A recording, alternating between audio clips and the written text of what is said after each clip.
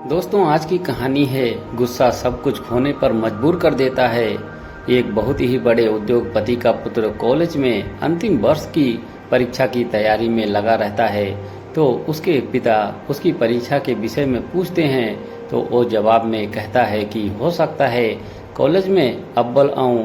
अगर मैं अव्वल आया तो मुझे वो महंगी वाली कार ला दोगे जो मुझे बहुत पसंद है।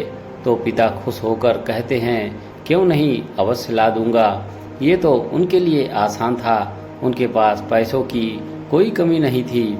जब पुत्र ने सुना तो वो 2 गुने उत्साह से पढ़ाई में लग गया।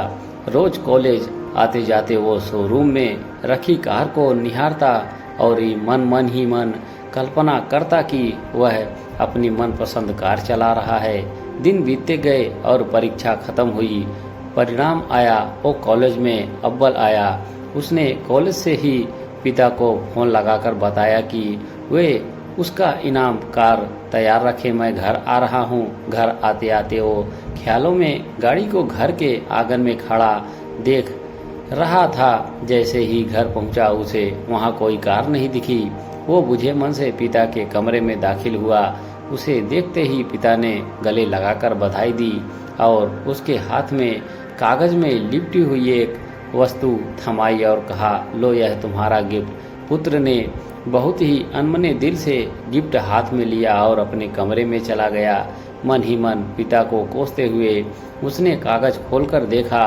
उसमें सोने के कवर में रामायण दिखी। ये देखकर अपने पिता पर बहुत गुस्सा आया, लेकिन उसने अपने गुस्से को सहमित कर एक चिट्ठी अपने पिता के नाम लिखी कि पिताजी, आपने मेरी कार गिफ्ट ना देकर ये रामायण दी। शायद इसके पीछे आपका कोई अच्छा राज छिपा होगा, लेकिन मैं यह घर छोड़कर जा रहा हूँ और तब तक वापस नहीं आऊँगा जब तक मैं बहुत पैसा ना कमा लूँ।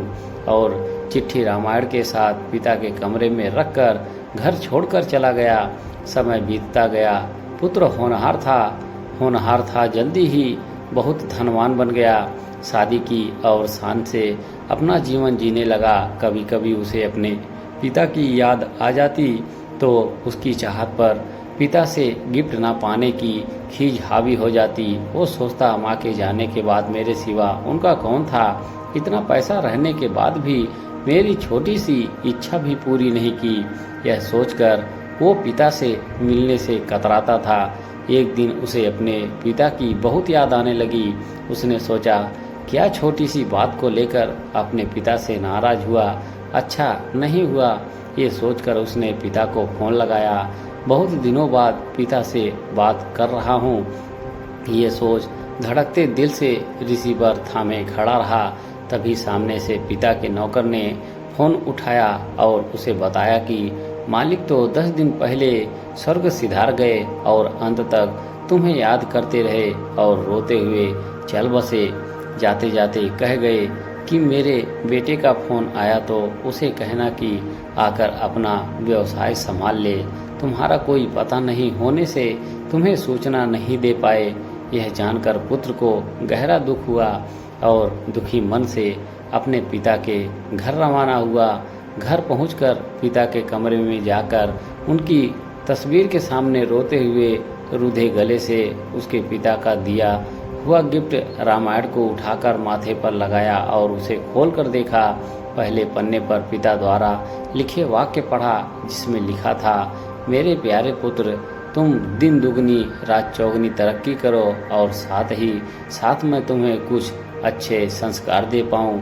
ये सोचकर ये रामायण दे रहा हूँ।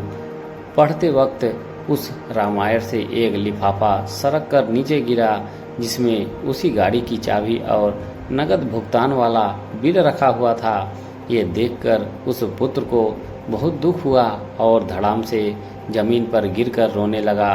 वह हमारा मनचाहा उपहार हमारी पैकिंग में ना पाकर उसे अनजाने में खो देते हैं। पिता तो ठीक है, ईश्वर भी हमें अपार गिफ्ट देते हैं, लेकिन हम अज्ञानी हमारे मनपसंद पैकिंग में ना देखकर पाकर भी खो देते हैं। दोस्तों, ये छोटी सी कहानी आपको कैसी लगी? कमेंट बॉक्स में अपनी अपनी राय जरूर लिखें। हमारे चैनल से जुड़े रहने के लिए धन्यवाद।